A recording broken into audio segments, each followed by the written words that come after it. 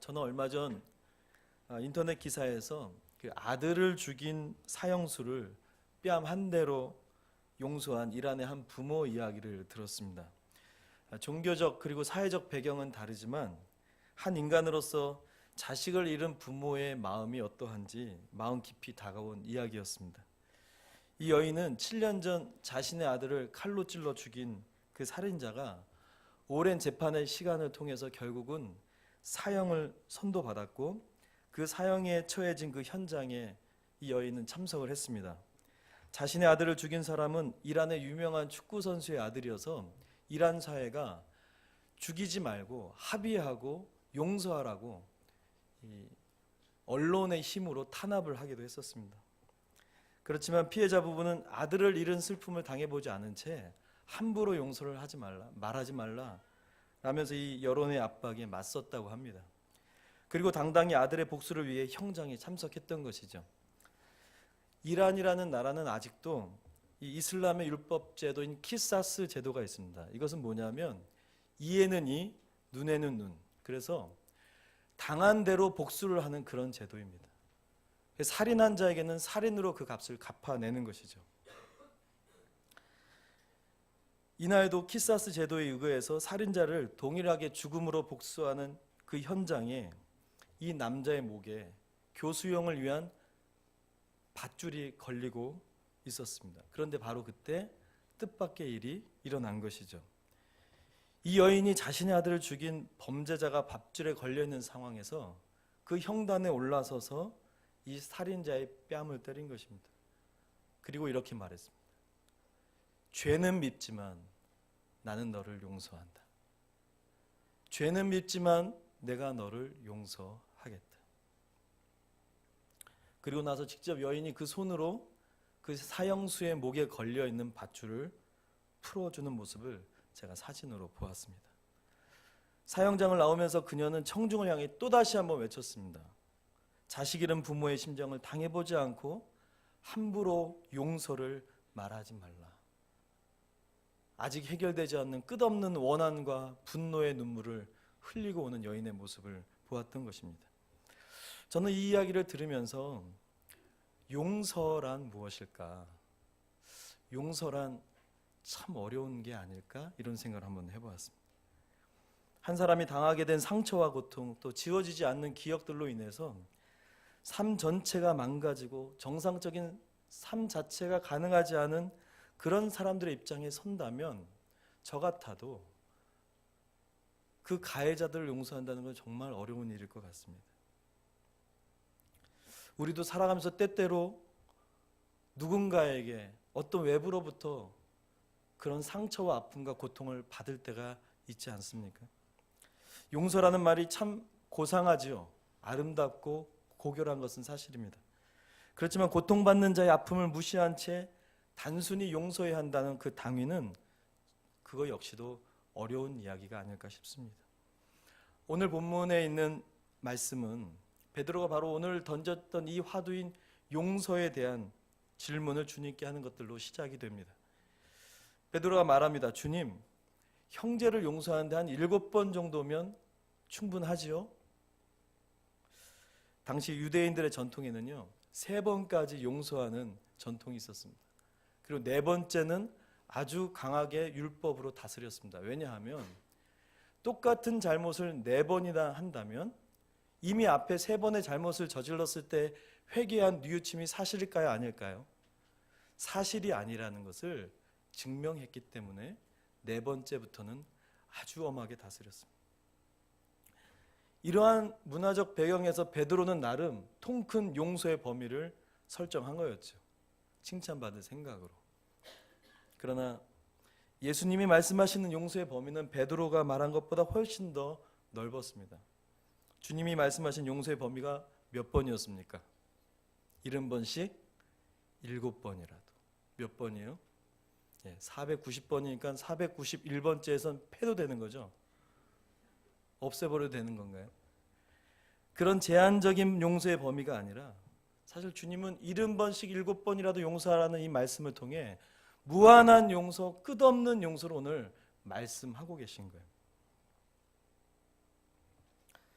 이 어려운 용서를 끝도 없이 하라고 하는 그런 주님의 말씀인 거죠. 저는 그래서 이 말씀을 준비하면서 묵상하다가 한번 질문을 해봤습니다. 주님께. 그럼 주님, 누가 이 용서를 할 수 있습니까? 어떻게 이 용서를 할 수 있겠습니까? 분명한 것은요, 주님은 씻을 수 없는 상처와 고통 속에 있는 사람들의 아픔을 경시하거나 무시하고 계신 것이 절대 아닐 것입니다. 주님 스스로가 누구보다도 이 배신과 버려짐으로 인해 마음뿐 아니라 육신에 이르는 극도의 고통을 주님께서 경험하셨던 분이심을 우리가 알고 있습니다. 히브리서 4장 15절에 보면 대제사장이신 예수 그리스도는 우리의 연약함을 동정하시는 분이라고 말합니다. 옛날 성경에는 체휼이라고 하는데 이 체휼은 뭐냐면 경험적으로 그들의 아픔을 이해한다는 말이에요. 모든 일에 우리와 똑같이 시험을 받으신 분이십니다. 그러나 죄는 없으신 분.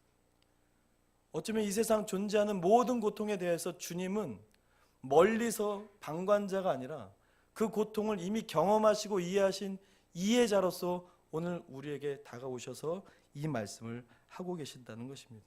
그럼에도 이 무한하고 끝없는 이 어려운 용서를 우리에게 명령하신 이유는 무엇일까요? 저는 이 용서를 향한 주님의 강력한 초대의 이유를 오늘 말씀을 통해서 함께 살펴보기를 원합니다. 주님이 이 무한한 용서를 명령하신 이유 첫 번째는요, 진정한 용서는 오직 하나님의 은혜로만 가능하다는 것을 보여주시기 위함이었습니다. 우리 한번 24절에서 27절을 다시 한번 읽어보겠습니다. 시작. 결산할 때에 만날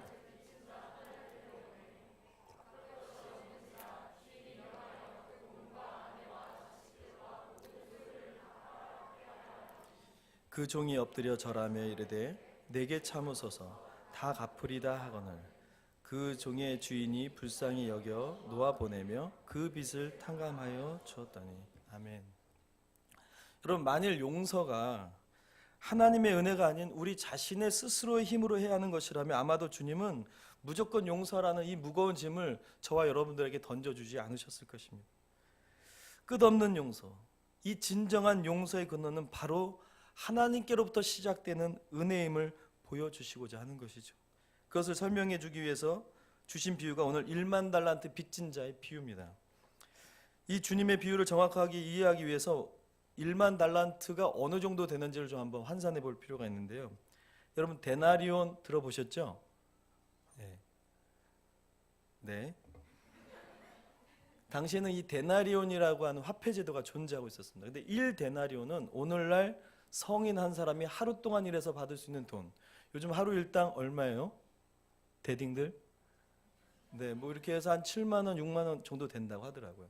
근데 한 데나리온이 오늘날에 한 7만 원 정도 되는 하루 일당인 것이죠. 근데 1만 달란트의 단위가 되는 1달란트는 6천 데나리온입니다. 그러니까 한 노동자가 6천일 동안 일을 해야 얻을 수 있는 돈. 환산해 보니까 16년 동안 일을 해야 되는 돈이에요. 돈으로 환산해 보니까 4억 2천만 원 정도 되는 거죠. 그러니까 한 달란트 비유해서 한 달란트 왜 이렇게 적냐고 하는데 그 적은 게 아니에요. 그죠? 잘 모르는 거죠. 그죠? 근데 여러분, 1달란트가 4억 2천만 원이면 1만 달란트는 얼마라는 거예요? 굳이 계산할 필요 없습니다. 어마어마한 돈이라는 거죠. 제가 계산해 봤는데 한 4조 2천억 되더라고요. 1달란트를 얻기 위해서 16년 동안 일을 해야 되면 1만 달란트를 얻기 위해서 몇 년을 일해야 되는 겁니까? 16만 년을 일해야 얻을 수 있는 돈. 그러니까 계산하지 말라는 거예요. 그걸 말하려고 하는 게 아니라 1만 달란트에서 말하려고 하는 이것은 사람의 힘으로 갚을 수 있다 없다예요? 없다는 거예요. 절대 사람이 갚을 수 없는 빚. 사람 스스로 해결할 수 없는 인간의 한계와 인간의 고질적인 문제에 대해서 이것을 말씀하고 있는 거예요. 여기서 이 탕감하다라고 하는 동사는 우리가 죄를 용서한다라고 할 때 그 용서하다와의 동사와 같은 단어를 쓰고 있습니다. 다시 말해서 이 1만 달란트의 빚은 우리 인간이 스스로 해결할 수 없는 죄의 문제에 대해서 지목하고 있는 거예요. 따라서 여러분, 죄의 용서는 우리가 할 수 있는 것이 아니라 오직 하나님의 은혜로만 가능한 것임을 말하는 것이죠. 오늘 주님이 명령하신 끝없는 용서란 우리가 아니라 우리를 용서하신 하나님의 긍휼과 은혜로 다른 사람을 용서하라고 하시는 주님의 명령인 거죠. 어쩌면 우리는 내가 용서를 하려고 하기 때문에 내가 할 수 없는 일, 나로서는 불가능한 것이 용서기 때문에 우리는 어쩌면 용서라는 강을 건너야 되는 수많은 우리의 삶의 환경 앞에서 회피하고 돌아서고 침묵하는 것은 아닐까요? 그럼 빚을 갚는 일에 어떤 것도 할 수 없는 자의 처절한 자기 겸손을 오늘 우리 본문에서 볼 수가 있습니다. 그 종이 엎드려 절하며 이르되 내게 참으소서 다 갚으리다 하거늘. 아무것도 할 수 없는 사람이, 절망밖에 남지 않은 사람이 가장 겸손한 마음으로 무릎을 꿇어 오늘 주인에게 구하고 있는 것이죠. 무엇이 있었습니까?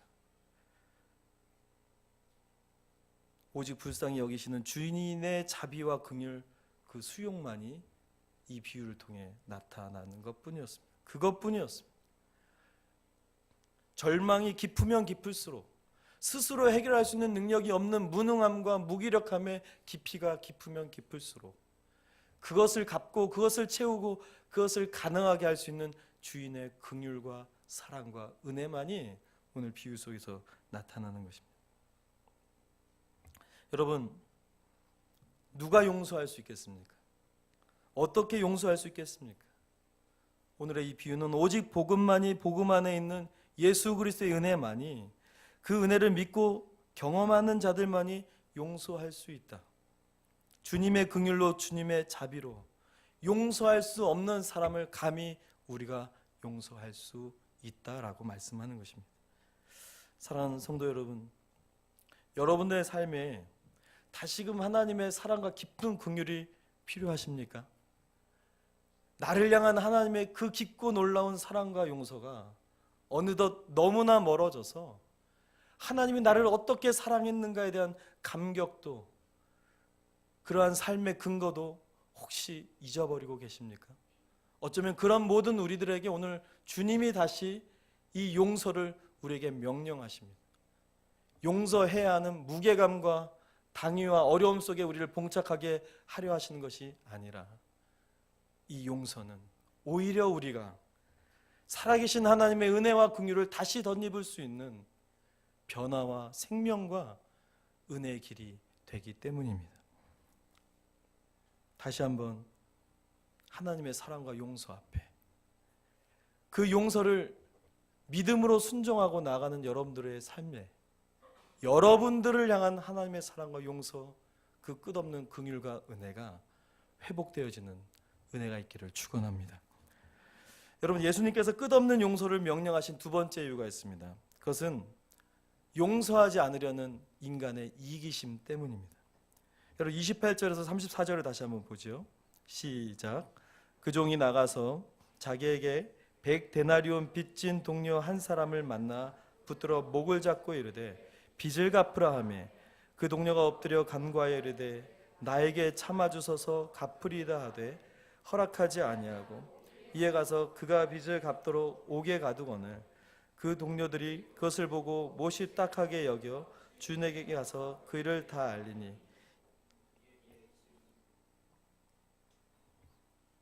4절까지 읽겠습니다. 이에 주인이 그를 불러다가 말하되 악한 종아, 네가 빌기에 내가 네 빚을 전부 탕감하여 주었거늘 내가 너를 불쌍히 여긴과 같이 너도 네 동료를 불쌍히 여김이 마땅하지 아니하냐 하고 주인이 노하여 그 빚을 다 갚도록 그를 옥졸들에게 넘기니라. 아멘. 여러분, 본문에서 1만 달란트의 갚을 수 없는 빚을 은혜로 탕감받은 종이 지금 보여주고 있는 모습이 무엇입니까? 100데나리온밖에 되지 않는 빚을 받기 위해 자신과 동일한 상황에 서 있는 동료를 오히려 겁박하고 그를 심지어 옥에 가두었습니다.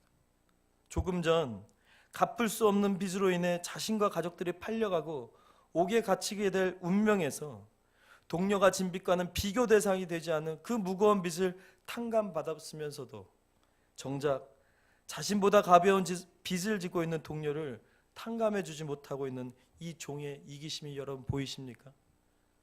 1만 달란트와 100데나리온이 어떻게 비교가 될 수 있겠습니까? 자신이 받은 은혜가 자기 자신에게만 갇혀서 더 이상 흘러갈 수 없는 죽어버린 이기심이 되어버린 인간의 죄성을 주님 보여주고 계신 것이죠. 사람이 용서를 시작하지 않는 이유는 자기 자신에게 있는 상처와 아픔의 깊이가 너무 크고 고통스럽다는 것이 사실이고 팩트일 수 있습니다. 그러나 그 중심에는 자신의 고통만 보고 있는 인간의 이기심이 자리 잡고 있다는 것입니다. 다른 사람에게도 있는 아픔, 나 역시 동일하게 다른 사람에게 고통과 상처를 줄 수 있는 장본인이 될 수 있다는 사실을 근본적으로 부인하고 있는 속성인 것이죠. 여러분, 나만 그런 것이 아니라 나 때문에 다른 사람도 밥 못 먹고 잠자지 못하고 뭘 해도 웃을 수 없는 멍해를 메고 살 수도 있는 것 아니겠습니까? 우리의 상처와 아픔, 다른 사람에게 받은 고통을 다시 말하지만 주님은 결코 경시하거나 무시하지 않습니다. 우리가 반드시 인식해야 할 중요한 사실은 우리가 가지고 있는 이 상처와 아픔과 고통의 무게가 크다 할지라도, 그래서 용서하고 싶지 않고 용서하기 어렵다 하더라도 그 전에 그것과 비교할 수 없는 용서를 우리 자신이 먼저 주님께 선물로 받았다는 사실을 주님은 말씀하고 계신 거죠. 사랑하는 여러분, 우리가 믿고 있는 복음이 무엇입니까? 여러분들에게 복음이 다시 필요하시죠? 온 세상에 복음이 필요하지요? 복음이 무엇입니까? 로마서 1장 2절에 이 복음은 하나님이 선지자를 통하여 그 아들에 관하여 성경에 미리 약속하신 것이라고 말합니다. 복음은 예수 그리스도십니다. 복음의 주체이신 예수 그리스도를 집중하고 집중할수록 무엇이 보이는지 아십니까? 우리를 향한 그분의 용서가 예수 그리스도 안에 있습니다. 예수님이 이 땅에 오셔서 행하신 십자가의 사랑, 결국 우리를 용서하기 위한 것 아니셨나요? 우리의 화평을 이루기 위해 주님이 먼저 하신 일이 힘들고 어려웠지만 용서하신 것이었습니다. 예수 그리스도께서 이 땅에 오시고 행하시고 부활하셨던 모든 일하심에는 하나님의 사랑이 묻어진 용서가 바로 복음의 핵심이 되어 오늘 저와 여러분들을 자녀된 권세 앞에 서게 하셨습니다. 죄에서 자유한 자가 되게 하셨습니다. 여러분, 지난 한 주 얼마나 많은 죄와 허물 속에 넘어지셨습니까? 그 죄 때문에 하나님이 우리를 버리시나요? 아니요.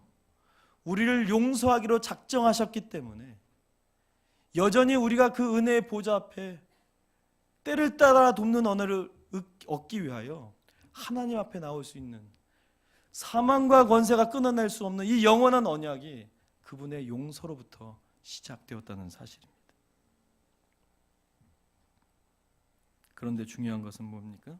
이 복음을 믿고도, 이 복음 안에 있는 용서와 은혜가 여러분들 안에 있음에도 불구하고, 제 안에 있음에도 불구하고 우리는 나의 상처, 나의 아픔, 나만 힘들고 나만 피해자라며 갚을 수 없는 비탄감의 절대적인 은혜를 잃어버리고 사는 것이 오늘을 살아가는 크리스찬들 안에 생명력을 잃어버린 이유가 아닐까 싶습니다. 그래서 상대적인 사람의 잘못을 용서하지 못하는 이기적인 인간으로 살아가고 있는 사실입니다. 은혜의 생명을 누리지 못하는 처절함이 우리가 세상 사람들과 다를 것 없는 멍해를 지고 사는 이유라는 사실이죠. 한국을 떠나 제가 3개월 동안 해외에 있으면서 한국이 보였습니다. 한국 사회가 조금 더 객관적으로 보였습니다. 사실은 가장 가슴 아팠던 것은 이 한국 사회 속에 미투 운동들이 일어난 것을 보면서, 물론 어제 오늘의 일은 아니겠지만 돈과 권력이, 힘 있는 자가 약자를 그렇게 유린하고도 그렇게 뻔뻔하게 살아갈 수 있다고 하는 이 사회의 구조와 의식들, 그리고 나는 자유할까? 우리는 그 영향에서 자유할까? 가해자와 피해자들의 대립, 역고소, 이제는 회사에서도 남녀들이 분리되어서 또 다른 남녀 차별의 양상이 되어지는 한국 사회를 보았습니다. 100만 이상의 청년 실업자가 있는 한국 사회에 가진 자와 없는 자들의 대립은 더 커져가고 갑질과 없는 자의 피해의식들은 한국 사회를 정말 아픈 모습으로 보여주었습니다.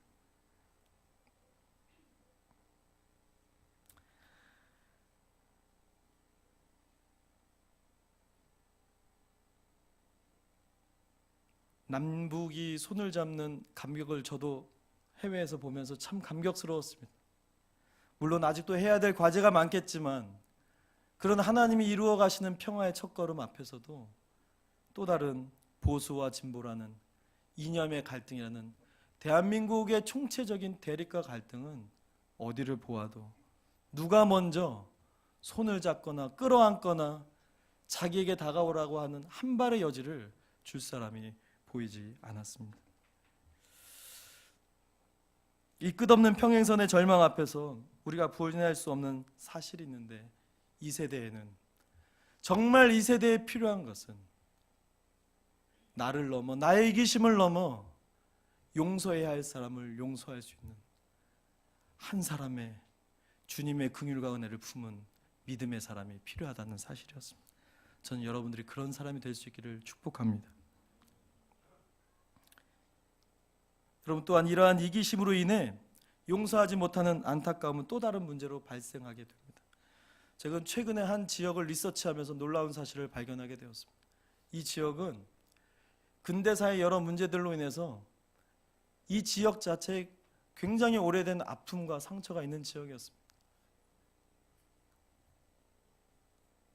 이웃과 이웃이 서로를 불신하고 한 가지 중요한 쟁점 때문에 사람들은 뒤돌아서고 갈등하고 서로를 비난하는 그런 지역이었습니다. 근데 놀랍게도 이 지역에 사회 병리학적인 원인들이, 이유들이 나오기 시작했습니다.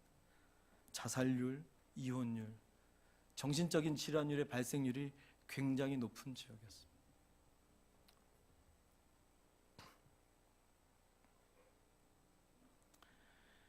용서해야 하는 이유에 대해서 어떤 사람은 이런 이야기를 합니다. 내가 용서하는 이유가 있다. 그것은 등에 박힌 총알보다 가슴 속에 자라는 복수심이 훨씬 더 끔찍하다는 것을 알고 있기 때문이다.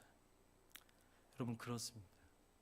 용서는, 주님이 우리에게 명령하신 용서는 해도 되고 하지 않아도 되는 선택이 아니라 복수심과 처절한 원한으로부터 벗어나 하나님이 우리에게 근원적으로 주셔야 했던 그 샬롬을 경험할 수 있는 화평의 길에 다다르는 믿음의 순종이어야 합니다. 사랑하는 성도 여러분, 인간의 이기심으로 인해 하나님이 주시는 긍휼과 용서의 은혜를 잃어버리지 않기를 바랍니다. 이기심의 한계를 넘어 이 용서가 가져다주는 자유와 평강으로 살아갈 수 있기를 주님의 이름으로 축원합니다. 말씀을 정리하겠습니다. 여러분, 누가 용서할 수 있겠습니까? 어떻게 용서할 수 있겠습니까? 이 질문에 주님이 주시는 결론은 35절, 상처 입은 자 너희가 용서하라는 말입니다. 35절 한번 읽겠습니다. 시작. 너희가 각각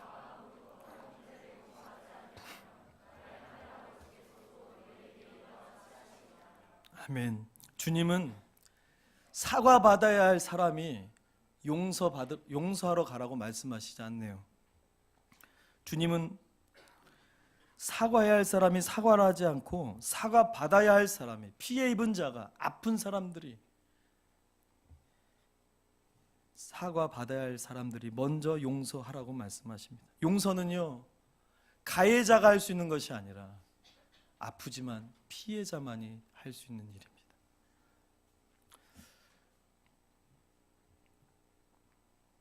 요한 아돌프라고 하는 사람이 쓴 왜 용서해야 하는가의 책에 보면 이런 말이 있습니다. 용서는 언제나 피해를 입은 사람, 큰 사건의 피해자, 고문과 같이 부당한 일을 한 사람, 박해받은 희생자가 먼저 시작해야 한다는 사실을 인정해야 한다. 용서는 따뜻한 마음을 진심으로 쏟아부을 수 있는 사람은 오직 피해를 입은 사람들, 집에서 기다리는 아버지뿐이다. 저는 이 글을 읽으면서요, 세상에서 가장 큰 피해자와 가장 큰 가해자가 떠올랐습니다. 바로 하나님과 우리 인간이 그 대표적인 존재였습니다.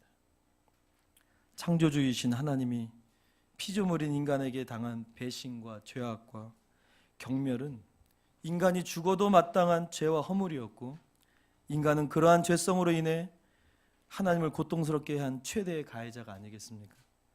그러나 이 용서는 사람이 시작한 것이 아니라, 인간이 구한 것이 아니라 오히려 인간에게 깊은 상처와 오욕을 당하신 하나님 편에서 시작되었습니다.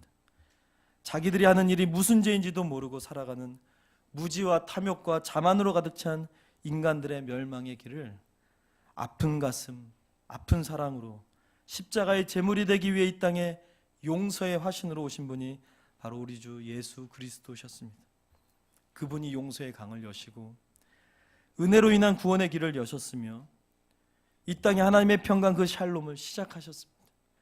죄인이 의인으로, 종이 자녀된 권세로 세상 속에서 하나님의 나라를 이루는 평화의 사도로 이제는 소명자로 살아가게 하는 이 모든 영광은 바로 상처 입으신 하나님으로부터의 용서의 시작이었기 때문에 가능한 사실이었습니다. 사랑하는 성도 여러분, 이 거룩한 은혜의 물줄기가 막히지 않도록 오늘 우리의 마음을 헤아리시지만, 그러나 오늘 우리에게 있어야 할 주님의 긍휼과 은혜의 현장이 바로 저와 여러분들이 용서를 시작하는 그 현장임을 아시고, 이 용서를 명령하신 주님의 명령 앞에 여러분 용서의 시작을 이루는 믿음의 사람들이 되기를 바랍니다. 우리가 스스로 감당할 수 없는 죄의 대가를 이미 용서받은 자요, 은혜와 긍휼을 얻은 사람임을 기억하십시오. 명치 끝에 채한 것처럼 막혀있는 원한과 증오, 미움과 상처의 굴레에서 이제는 화평과 자유의 사람이 되십시오. 그래서 한치도 다가서지 않는 이 나라, 이 민족 구석구석에 대립된 이 갈등의 아픔을, 우리의 가정과 삶의 현장 속에 서려있는 용서치 못한 상흔을 이제는 직면하고 치유하고 그 아름다운 하나님의 나라가 임하는 것을 경험하는 여러분들의 삶이 될 수 있기를 주님의 이름으로 축복합니다. 같이 우리 찬양하면서 기도하도록 하겠습니다.